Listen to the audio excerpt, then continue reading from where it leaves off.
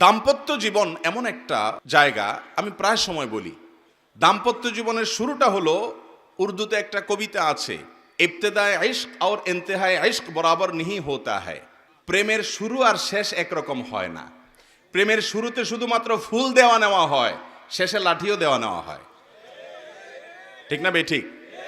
শুরুতে মোহব্বত উতরায়, উন্মাদ হয়ে যায়, মা বাপ চিনে না, নামাজ চিনে না, মুরব্বী চিনে না, সমাজ চিনে না, বন্ধু বান্ধব চিনে না, রাগ সব। এখন আমার মনের মানুষের সাথে আমার চ্যাটিং চলতেছে, কিচ্ছু চিনে না, সে ভালোবাসা উতরাইতে থাকে। এরপরে শেষ পর্যায়ে যখন চলে যায়, তখন ওই ফোন নম্বর দেখলে মেজাজটা গরম হয়ে যায়। ঠিক না বেঠিক? ইবতেদায়ে ইশক আর ইন্তেহায়ে ইশক বরাবর নিহি হোতা হ্যায়। এটা বাস্তবতা যে প্রেমের শুরু আর শেষ একরকম থাকে। যারা বিচক্ষণ তারা একটু হিসেব করে পা বাড়ায়। ঠিক একইভাবে বৈবাহিক জীবনে তিনটা ধাপ আছে। কয়টা ধাপ আসে? তিনটা ধাপ আসে। বিবাহের পরপর ভালো হোক আর মন্দ হোক, প্রথম প্রথম নতুন জামাই বউ অনেক মহব্বত আদান প্রদান করে, অনেক ভালোবাসা, অনেক স্বপ্ন, অনেক প্রতিজ্ঞা, অনেক ওয়াদা, অনেক কমিটমেন্ট, অনেক প্রমিস, অনেক ভালোবাসার বিনিময় হয় বিয়ের পরপর। এরপর যখন 1-2 বছর চলে যায়, আল্লাহ তাআলা একটা বাচ্চা দেন। ওই বাচ্চা রাত্রে ডিস্টার্ব করে, মা উঠতে দেরি হয়েছে, বাপে ধমক দেয়। এরপরে আস্তে আস্তে দূরত্ব তৈরি হয়, ওই বাচ্চা আরেকটা বড় হয়, আরেকটু বড় হয়, আরেকটা হয়। এরপরে নানা রকম ঈর্ষণীয় মনোমালিন্য হয়। মায়ের কথা শুনে ছেলে খেপে, অথবা বউ তার শাশুড়ির কথা শুনে খেপে। আস্তে আস্তে আস্তে আস্তে আস্তে টুনটান হতে হতে যখন সংসারটা একটু ভারী হয়, ছেলে মেয়ে হওয়া শুরু করে, 2-3 বছর হয়ে যায়, ও যে ঘোরটা কেটে যায়। সহজ কথা হলো, বিবাহের পরে প্রথম প্রথম যে ঘোরটা থাকে, ওই ঘোরটা কি কেটে যায়। অনেকটা ইয়ের মতো, সফট ড্রিঙ্কসের মতো। সফট ড্রিঙ্কসের বোতল যখন আপনি মুখটা খোলেন, যেই পরিমাণ ঝাঁজ এবং তেজ থাকে, কিছুক্ষণ পরে আস্তে করে সেটা লেভেলে চলে আসে কি আসে না? বিবাহের পর প্রথম যে মহব্বত থাকে, যে বোঝাপড়া থাকে, যে আকর্ষণ থাকে, এটা আস্তে আস্তে কমে। যখন কমে, এরপর আসল রূপটা দেখা যায়। ওই যে মহব্বত উতরাইছিল একটু আগে বা কিছুদিন আগে, সেই মহব্বতের আসল রূপটা ছেলেও দেখতে পায়, মেয়েও দেখতে পায়। শুরু হয় এবার তুমুল আকারে ঝগড়া, ফাসাদ, গন্ডগোল। এটা বাস্তবতা হয়। এরপর বৈবাহিক জীবনের একেবারে শেষের দিকে যখন চলে যায়, তখন আবার ওই প্রথম সময়টা কিন্তু ফিরে আসে। অর্থাৎ বুড়া বুড়ি টোনাটুনির সাথে সম্পর্কটা খুব ভালো থাকে। আপনি আমাদের এই সমাজে জোয়ান জামাই বউ যেরকম মারামারি লেগে থাকে, গন্ডগোল লেগে থাকে, মুরব্বী চাচাদেরকে বুড়া বুড়ি এরকম গন্ডগোল লাগালাগি করে এবং চুলাচুলি করে, এরকম খুব বেশি দেখেন? একেবারেই নাই। ওই মাঝামাঝি পর্যায়ে যা হয় না হয়, শেষের দিকে আবার মহব্বত অনেক হয়। নদীর এপারে কিছুটা শান্ত, ওই পারে কিছুটা শান্ত, মাঝখানে উত্তাল তরঙ্গ। ওই তরঙ্গ দেখে অনেকে ভুল করে এবং তরি ডুবিয়ে দেয়, আর ওই কুল পর্যন্ত যেতে পারে না। আর যে বিচক্ষণ, সে জানে যে এরকম চড়াই উতরাই হবে দাম্পত্য জীবনে, বোঝাপড়ার গরমিল হবে, গন্ডগোল ফাসাদ হবে, এগুলোর সব ওভারকাম করতে হবে। একটা সময় আমার শান্তি আসবে। বিশেষ করে মা বোনদের একটা সমস্যা হলো যে পরের ঘর করতে গিয়ে নানা রকম ঝামেলা তৈরি হয়। তখন তারা কি করে, না এসব আর করবো না, আমি চলে যাই। এভাবে যে বেশিরভাগ মেয়ে পরবর্তীতে আফসোস করতে হয়। আর এই কারণে দাম্পত্য জীবনের সুখের দ্বিতীয় মন্ত্র হলো সবর এবং শুকর। এই দুইটা অভ্যাসকে নিজের জীবনে আনতে হবে।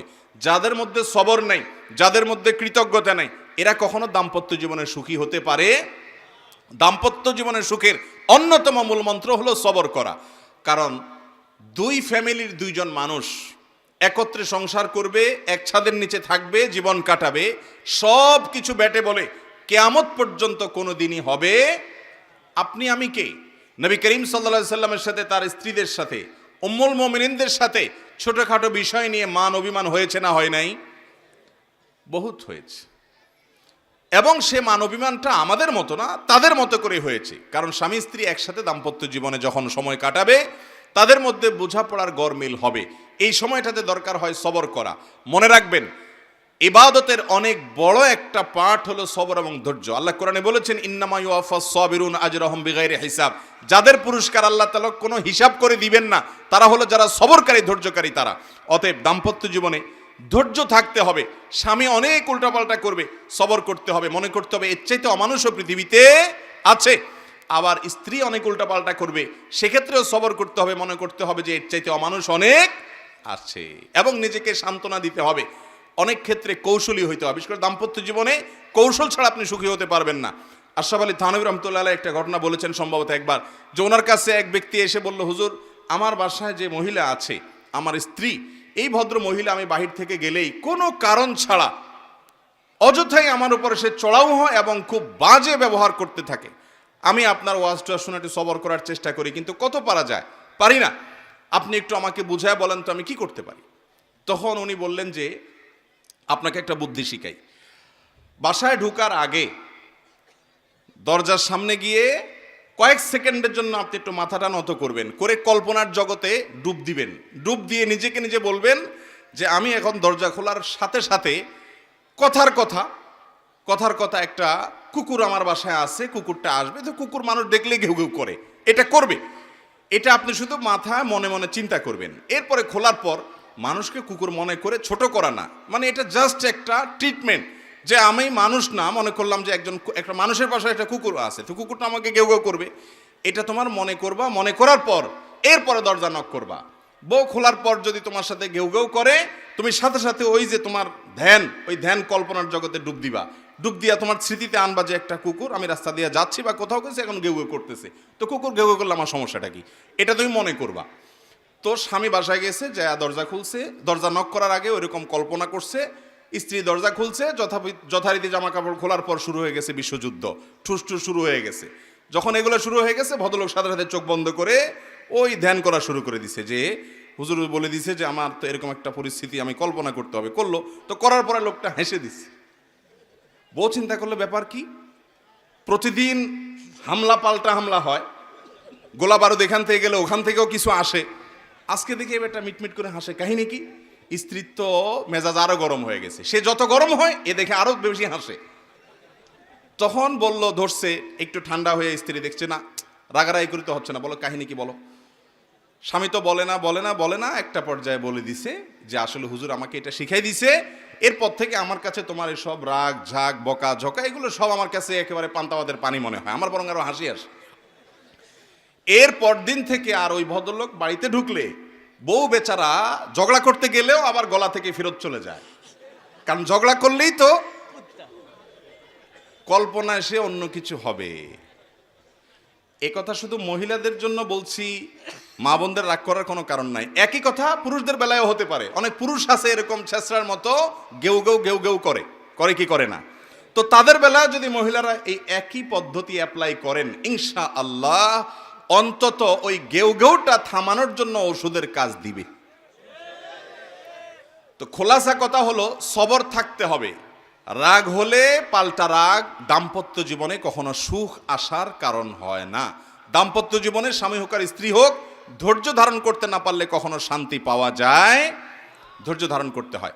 নবী করিম সাল্লাল্লাহু আলাইহি ওয়াসাল্লাম জীবনে অনেক ঘটনা ঘটেছে, এর আগে আমি একাধিকবার বিভিন্ন জায়গায় বলেছি। আয়েশা রাদিয়াল্লাহু তাআলা আনহা ঘরে ছিলেন, তিনি, তার নিয়ম ছিল যে স্ত্রীর ঘরে থাকতেন, রান্নাবাড়া তিনি করতেন।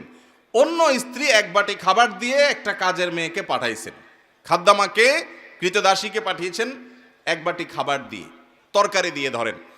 তো ভালো বুড়া রান্না করেছেন, রসুলের জন্য পাঠাইছেন। আয়েশা রাদিয়াল্লাহু তাআলা আনহা দরজা খুলে দেখলেন যে কাজের মেয়ে তরকারি নিয়ে আসছে আরেক স্ত্রীর ঘর থেকে।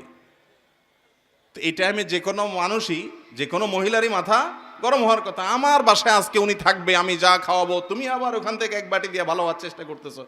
উনি বাটিটা ধরে ছুঁড়ে ফেলে দিলেন, বাটির সব তরকারি তো গেছে, বাটিও দুই টুকরা হয়ে গেছে। এই দৃশ্য নবী করিম সাল্লাল্লাহু আলাইহি ওয়াসাল্লাম দেখার পর উনি বাইরে হয়ে আসলেন, যা উঠান থেকে নিজের হাতে সে ভাঙা বাটিটা নিয়ে আসলেন। আনার পর একই শেপের একই ধরনের আরেকটা বাটি এই ঘরেও ছিল, আসলে তার ঘরে, ওই খালি বাটিটা নিয়ে কাজের মেয়ের হাতে দিয়ে বললেন, এটা নিয়ে ওই বাসায় চলে যাও এবং খবরদার মুখে তালা, এখানে কি ঘটেছে এর কোনো কথা বলা যাবে না, শুধু বাটিটা সেখানে ফেরত দিবা। ওখানে বাটিটা ফেরত দিছি, যিনি পাঠিয়েছেন তিনি মনে করেছেন যে কি, যে তরকারি রেখে কত সুন্দর করে ধুয়ে সাফ করে আবার বাটিটি দিয়েছে, তিনি অনেক খুশি। এই হাদিস বর্ণনা করার পর কোন মুহাদ্দিস, কোন হাদিস বিশারদ, কোন হাদিসের শেষে এটুকু অতিরিক্ত বর্ণনা করতে পারেন নাই যে নবী করিম সাল্লাল্লাহু আলাইহি ওয়াসাল্লাম আয়েশা রাদিয়াল্লাহু আনহাকে ডেকে দুই চারটা ধমক দিয়েছেন। আপনি আমি যদি হইতাম এই জায়গায়, আর কিছু না হোক বোর্ড দিকে তাকায়া অন্তত বিরক্তির সুরে এটুকু তো বলতাম যে এটা কাজ করলা, তুমি বাটিটা ভেঙে ফেললা, তুমি তরকারি না নিতে বাটিটা ভেঙে ফেললা। নবী করিম সাল্লাল্লাহু আলাইহি ওয়াসাল্লাম একটি কথাও বলেছেন বলে কোনো বর্ণনায় পাওয়া যায় না। দাম্পত্য জীবনে শান্তি আসার জন্য স্ত্রীর অনেক কিছুকে হজম করা শিখতে হয় স্বামীর, আবার একইভাবে স্বামীর অনেক কিছুকে হজম করা শিখতে হয় কার? স্ত্রীর। আজ আমাদের সমাজ ব্যবস্থায় ভোগ ভোগ ভোগ, ত্যাগের কোনো নাম নিশানা নেই, যার কারণে সবর কেউ কাউকে প্রতি করতে রাজি না। দাম্পত্য জীবনের শান্তির জন্য এই সবর এবং শুকর যা আল্লাহ তাআলা দিয়েছেন সেটার উপরে শুকরিয়া আদায় করার মানসিকতা থাকতে হবে, না হলে কোনোদিনই আপনি শান্তি পাবেন না। আসুন্নাহ ফাউন্ডেশন, উম্মার স্বার্থে সুন্নাহর সাথে।